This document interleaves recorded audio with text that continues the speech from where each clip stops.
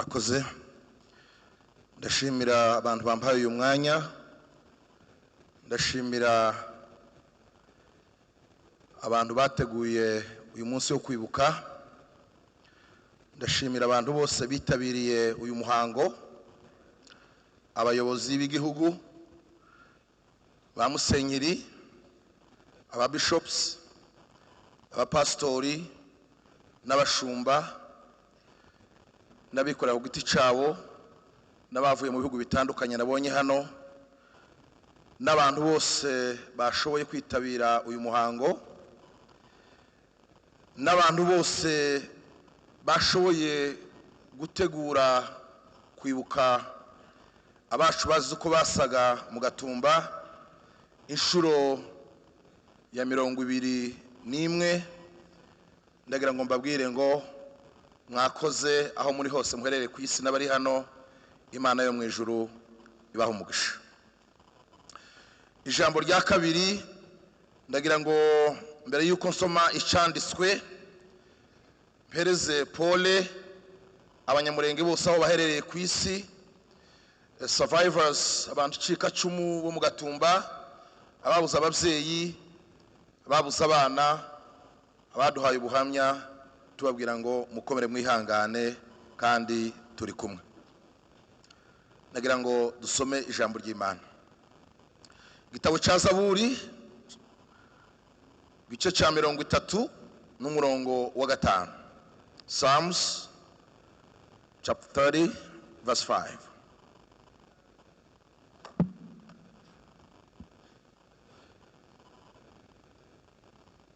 Haravuga ngo kuko uburakari bwe ari ubw'akanya gato, ariko urukundo rwe ruzana ubugingo.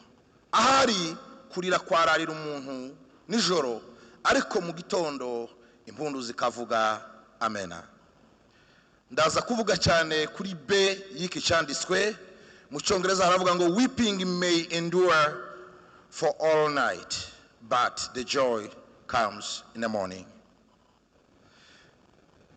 Twahuye n'ibibazo mu biyaga bigari, twahuye n'ibibazo bitandukanye, imyaka n'imyaniko duhura n'ibibazo, iryo n'iryo joro turimwo kugeza uno munsi.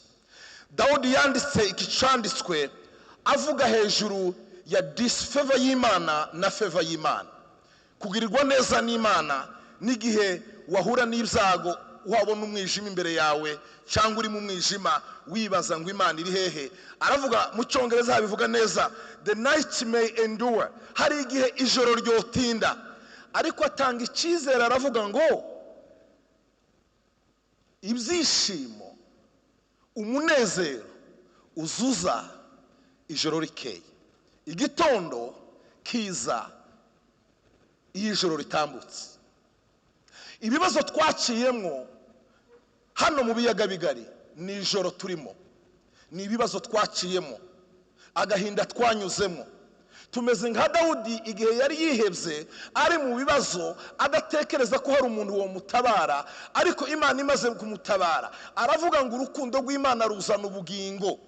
Aravuga ngo ahari umuntu yorararira, woba mu bibazo, ariko umunsi umwe mu gitondo izuba rikarasa, joy comes in the morning. Ibyishimo biza iyo uvuye mu ijoro.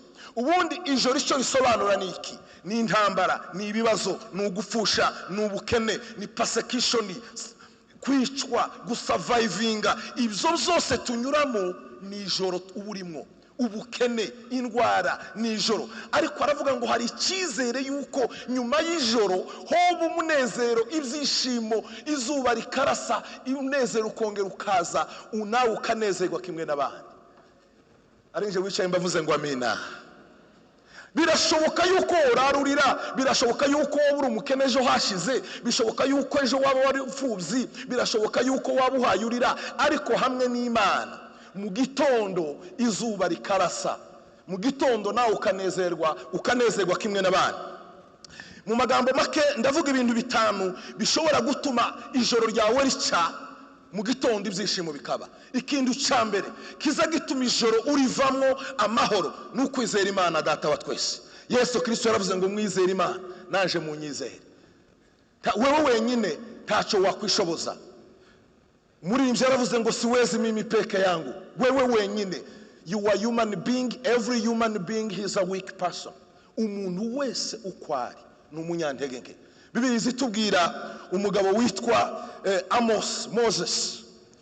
Imana yaramubwiye ngo bene wanyu n'aba slave bari muri Egiputa, bari under persecution ya Farao. Iramubwira ngo genda ubakuremo. Iramubwira ngo kandi uri umunyembaraga. Aravuga ngo ngubwire ntabwo nagenda nje nyine ngo mbishobore, ngo ariko ndagusaba Mana tujyane nawe. Nubwo mwogira ingabo zikomeye, nubwo mwogira ubwoko bukomeye, nubwo mwogira ubwenge bwinshi, ikintu mukeneye mbere y'ibindi bintu byose mukeneye Imana. Wowe uzara abana benshi, wowe uzara abanyabwenge ariko ugakena. Wogira ubuzima bwiza, wowe mu gihugu gikize, ukaba ahantu hakomeye hameze neza, wowe ukahakenera kuko udafite Imana. Biratangaje mbabwira amakuru kuba muri Amerika uri umugabo muzima wujuje imyaka 30 kuzamura ukaba icyo twita mayibobo, homeless.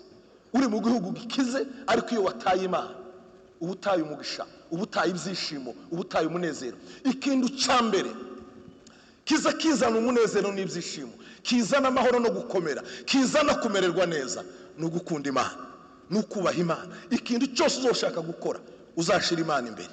Nushira Imana imbere ibyishimo bizaza. Mu rugo rwawe ubanza Imana, mu muryango wawe ubanza Imana, muri business zawe ubanza Imana. Nushira Imana imbere Imana izagushoboza ibintu.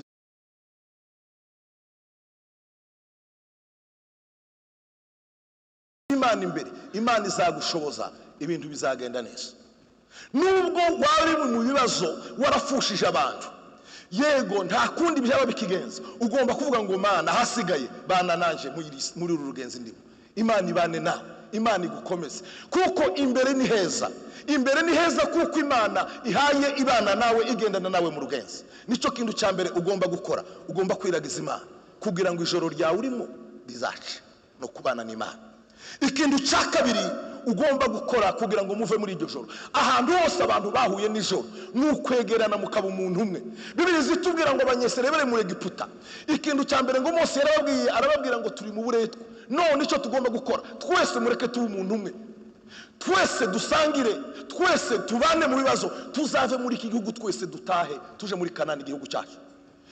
Ikintu cya mbere gikomeza abantu, ikintu cya mbere kizadukura mu bibazo, nuko nje nawe tugomba gusangira ikibazo. Ariko nitugirana ikibazo nje nawe dufite mwanzi wacu, twarangiza nje nawe tukagirana ibibazo. Nasomye igitabo kimwe cy'icyongereza kirambwira ngo divided people they are very easy to be defeated. Abantu bacitsemo bacingagurisemo ibice byinshi ngo biza byorohera umwanzi kubatsinda.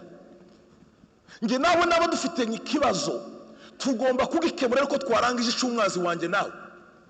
Dufite abantu batekereza inyungu zabo zikaruta inyungu z'ubwoko, zikaruta n'inyungu z'umuryango wabo. Ikintu kimwe kizadushoboza kuvugira bene wacu batariho nuko nje nawe tugomba kumenya yuko dusanga ikibazo, kandi nkamenya ko ibibazo mfite bindeba nawe bikureba, nibikureba nawe naje bikandeba, tuzabona solution nje nawe. Ariko niturwana twembi umwanzi azababonye occasion yo kuturangiza nje nawe. Nigeze gukurikira akantu k'agafilime kamwe, intare zibiri zitsinda imbogo zigiye kuyirya, zirangije zo zinyine zirarwana, ya mbogo irahaguruka irigendera zitahana inzara. Nimushobora kuba umuntu umwe, mukagira goals imwe, mukagira intego imwe, ntihazabura batabyumva. Don't give them time, timukabahereze umwanya. Hari abantu muri Amerika, abantu babaye muri Amerika cyane bakaganira n'abanyamerika, hari ijambo bakoresha muri Amerika, snitch. Ijambo snitch rikora ahantu habiri. Ni ijambo ryakoze mu gihe cy'abaslave, rigakora n'abantu ba drug dealers. Aba snitch ni abantu igihe abirabura bashakaga uburenganzira bwabo, bashaka ukuntu bacika abo bita ba master cyangwa ba boss, bari barabafashe. Ni ukuvuga ngo baragufataga wabzara umwana bakamugurisha nk'inka cyangwa nk'ihene, noneho ugashaka ukuntu ucika ugashikana n'abana. Noneho barangiza bamwe bakava muri ya groupe yapanze gucika, bakaja kubwira master, bakamubwira ngo twapanze gutoroka. wa muntu bakamwita ngo ni snitch.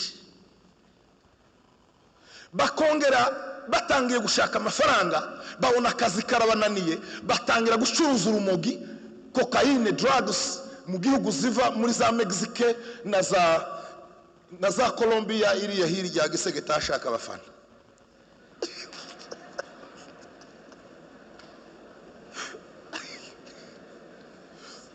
Batangira gucuruza cocaine, batangiye gucuruza cocaine, noneho leta ikabafunga cyane, abazungu bakabafunga. Noneho bakagira groupe y'abantu b'abasore bacuruza urumogi.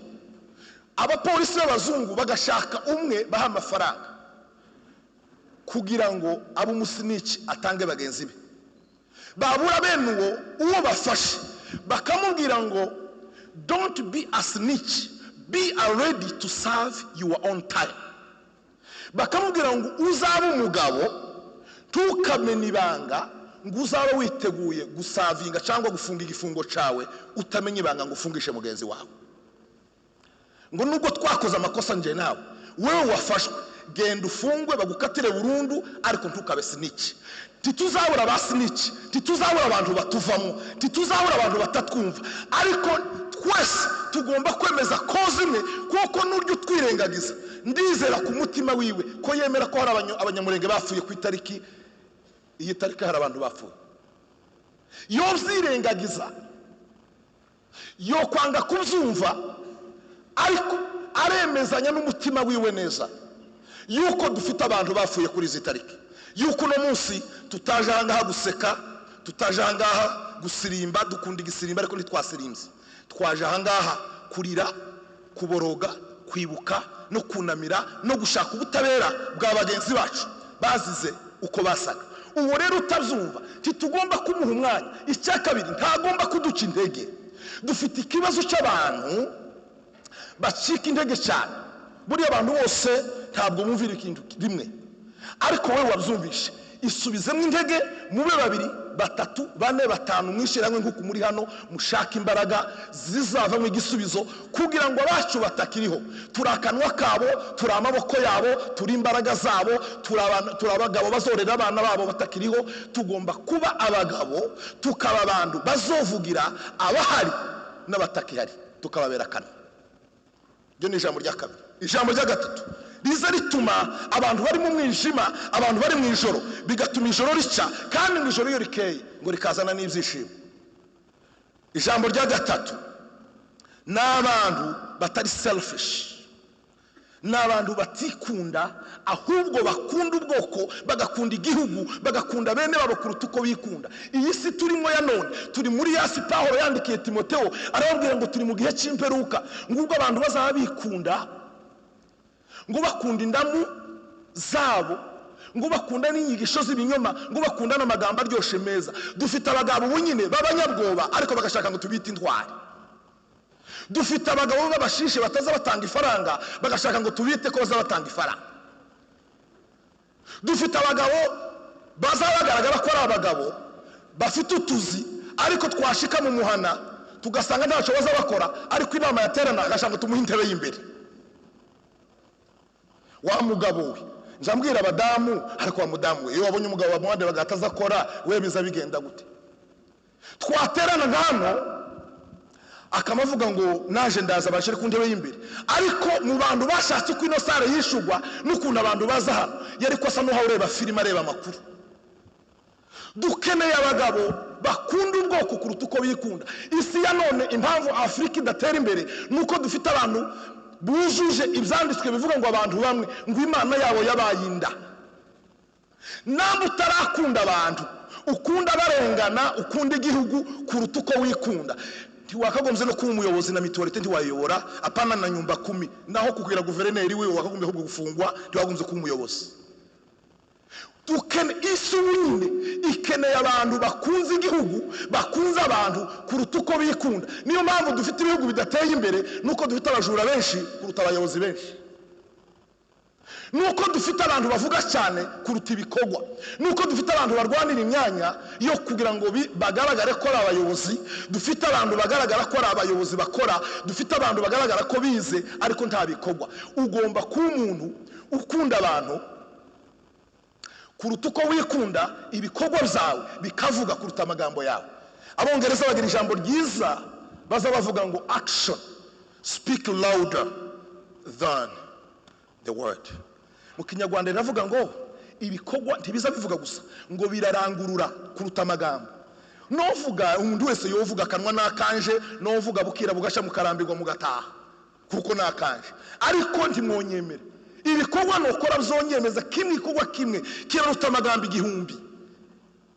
Gira ibikorwa biruta amagambo uvuga. Dukeneye abantu bakunda abanyamurenge kuruta uko bikunda. Umunyamurenge dufite ikibazo umuntu akamakunda mwene nyina nabara kikunda yabara katubwira ngo akunda abanyamurenge. Ntabukunda, ukunda amaraso ya nyoko naso. Kunda abanyamurenge bose, ukunda igihugu, ibyo birahagije.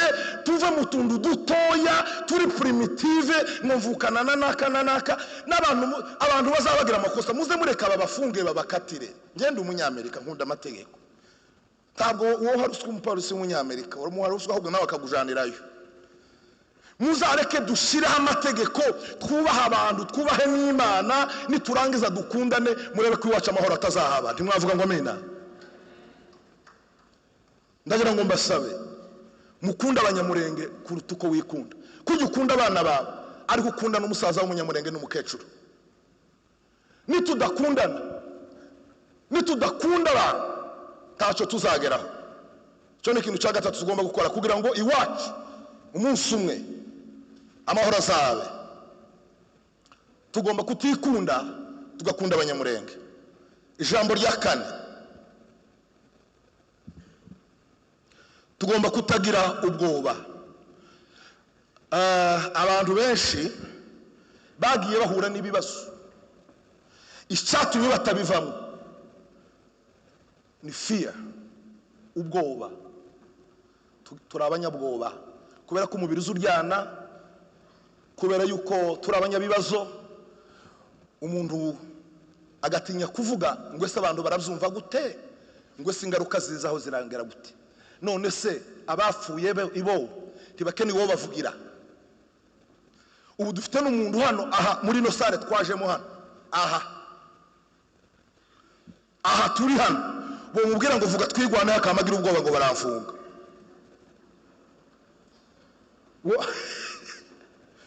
Wowe ngo tuzirwanaho, umuntu akavuga ari kuyu muyobozi bavuze ngo tuzirwanaho akamagira ubwoba. Ninde ugufunga? Niba gufunga bagufungura, hari ikibazo. Kandi niba gufunga ugapfa baguhambe, hari ikibazo. None ko twaje ahangaha kuvuga ijana ryapfuye urariruta. Mugende mureke ubwoba, muvuge ngo nta kindi cyadushikaje. Pawulo yandikiye Timoteyo amubwira gute? Aramubwira ngo icyatumye ngusiga hehe Ikerete ngo nukugira utunganye izatumye bidatunganye. None ikubera ko Imana yakurinze, there is a purpose, there is a reason. Hari impamvu Imana yabonye ko utagomba gupfa. Nukugira ngo mu gihe gisa nk'iki uzobe muri ino sare wumva aya magambo, ureba abantu 156 bapfuye, ubone 200 yakomeretse, ubone 1500 baherutse gupfa. Numara uvuge ngo I will be the amount, I will speak in their behalf. Ntimwavuga ngo amena? Hari igihe nabayeho kunda ibintu bibiri, ngakunda gusirimba, ngakunda no kuja ku ishuri. Namara nkumva ko nzamara kwiga kaje murenge, ngasanga abandi bazanya amahoro, kazana abazungu, amaze ngaje kwenjoyinga. Ukibwira ko ibyo ushaka bizakora abandi, nta bandi bazabikora, ni wewe uzabikora. Nutabikora nta bizakorwa. Reka nsubire muri iri jambo. Nta muntu uzagukorera, nta muntu uzakuvugira, nta muntu uzakuburanira.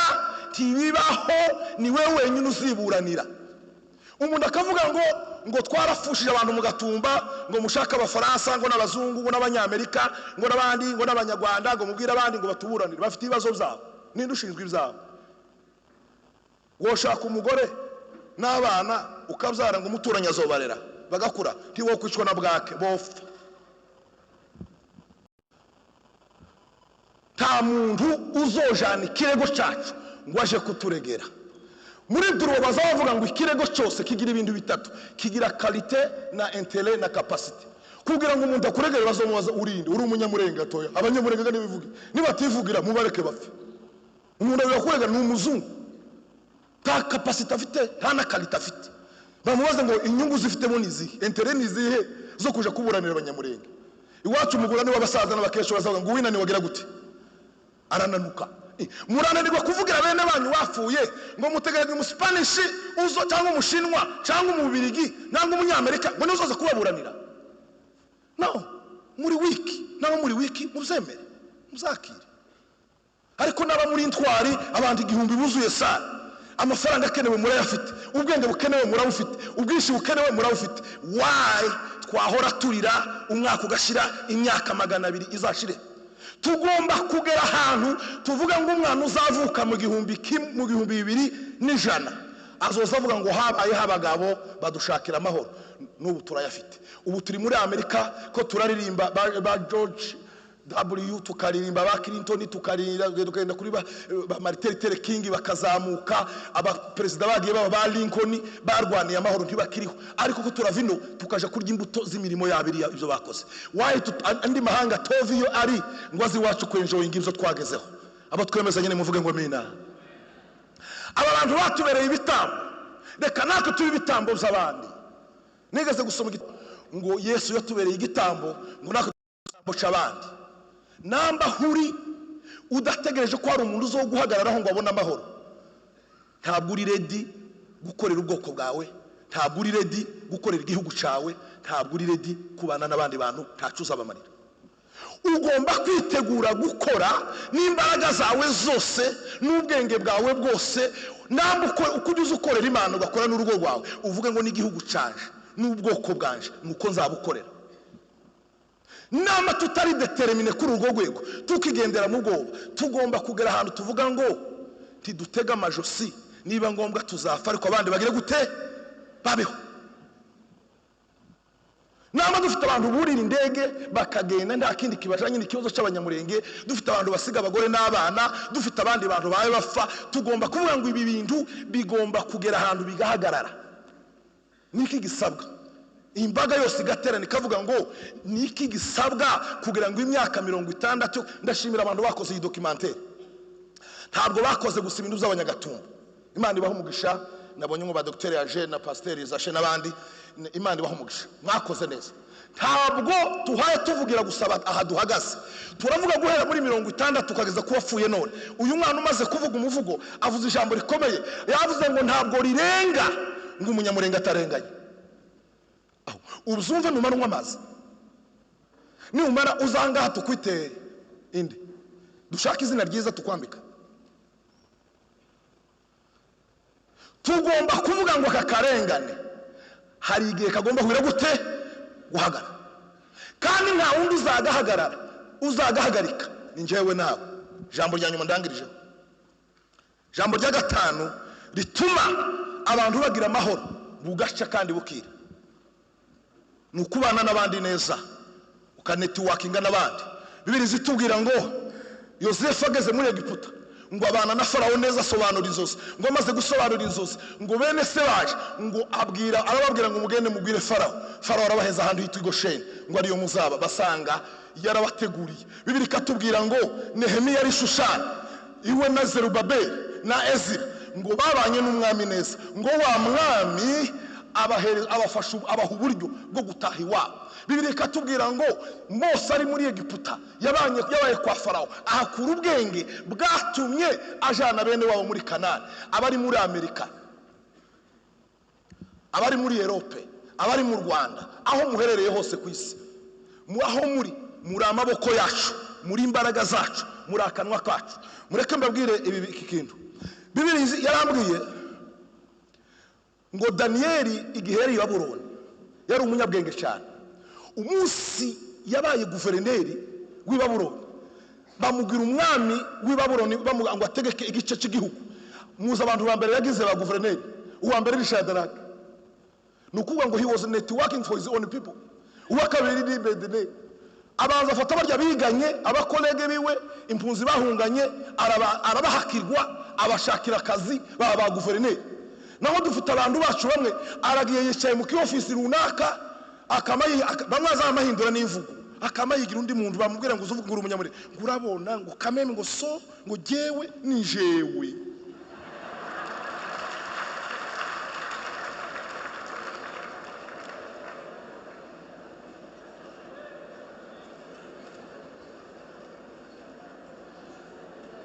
Mukandira muntu ngo ndabona sana umunyamurenge ngo no ngo je navukiye hano hirya. Wavukiye ro Faisal papa?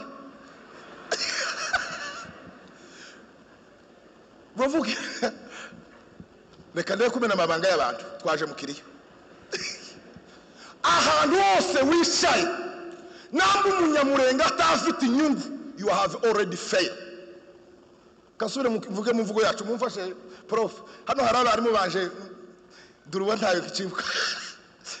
Namba wishaye mu office nini umunyamurenge atafite inyungu, warafairinze bavuga uti muvugo yacu warasinzwe. Ushobora kubayeho neza uzurya imireti myinshi kandi myiza.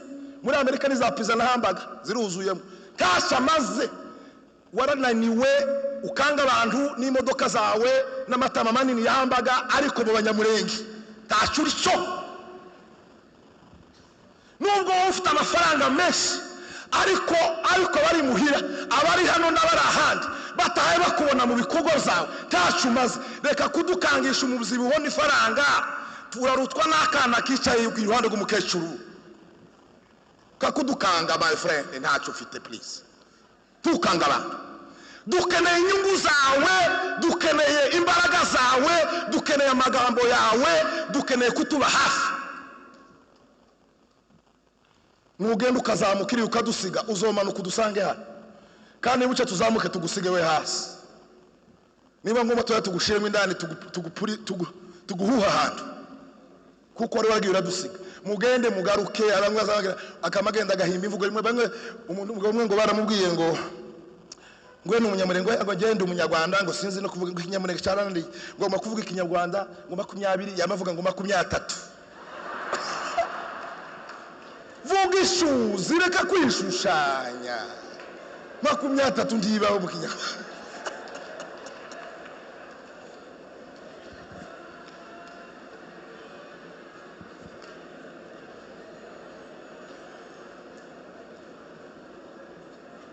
Kuba uriwe sisoni kuko ntawangiza umunyamurenge nuko nisanze.